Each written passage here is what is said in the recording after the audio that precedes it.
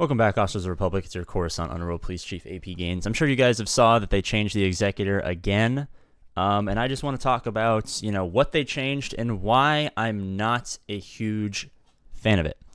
The Executor changed. So basically, what they did is they changed the order of operations of how the Executor uses its ability. It used to, as you see here, ignore the target lock and breach immunities when applying the unresistible target lock and breach. Blah blah blah blah. Now, basically, it will first dispel breach immunity and chaff, and then apply the target lock and breach, which is good. This is a good... I like that they clarified that. The reason I'm not super pumped about this is they've changed the Executor quite a lot since it's come out. Sometimes it was good, sometimes it was bad. In this instance, I'm fine with this, right?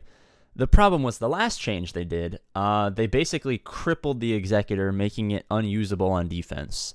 And I'm a little worried that they keep having these small changes where they're saying that we're going to change this for this reason, and that reason might even sound good like it does. I don't know which way I'm pointing. Like it does here, right? Like conceptually, first dispelling the breach immunity and chaff, allowing you to then, apply these abilities is quite helpful. But they also said that about the last change. They said, we're going to heal this character and therefore do this, and the other. And it ended up having a really bad negative ramification on the fleet as a whole, making for for a lot of people kind of unusable on defense. And now you're seeing basically people are only using it on offense because it's such a liability to place on defense in some of these certain situations. For most of you guys who are, early, mid-game, even slightly earlier in the late game, you guys aren't going to have these problems. But a lot of players who are really invested are being affected by these small changes that they keep pumping out. And I'm kind of confused as to why they're doing this. They keep making small changes. I mean, the fleet was fine where it was. It was annoying, but it was beatable. You could use your first order counter, you could use your malevolence counter, or you could mirror match and you'd be fine.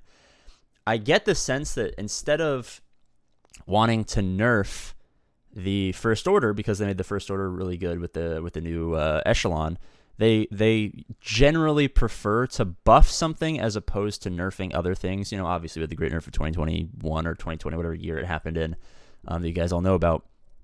But the problem with this is they made a buff to the Executor to prevent a nerf to the First Order fleet and ended up crippling the Executor fleet and not changing the First Order fleet. So instead of, rebalancing to where they want the Executor to be the best, instead of moving something back, which I also don't agree with nerfing stuff, right?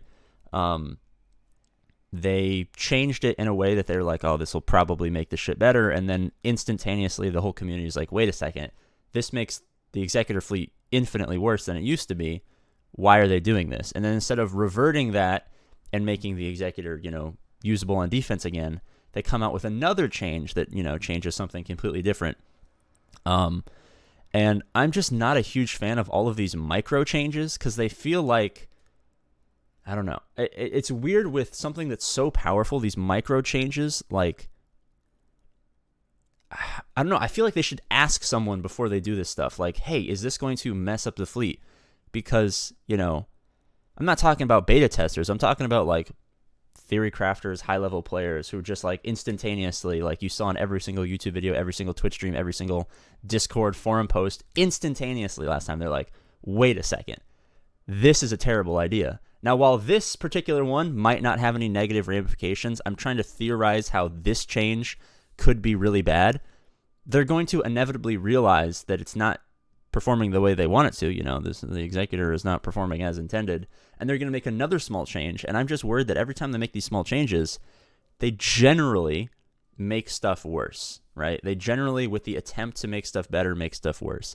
And I'm just confused as to why stuff requires so many of like random small changes. Like, you add the echelon to the First Order fleet, it makes it,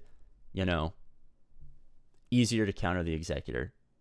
Okay, you added something to the game, you added it with the intention of making that fleet better, and now that fleet's better. Now the fleet is better and it can fight stronger things, which is the definition of being better.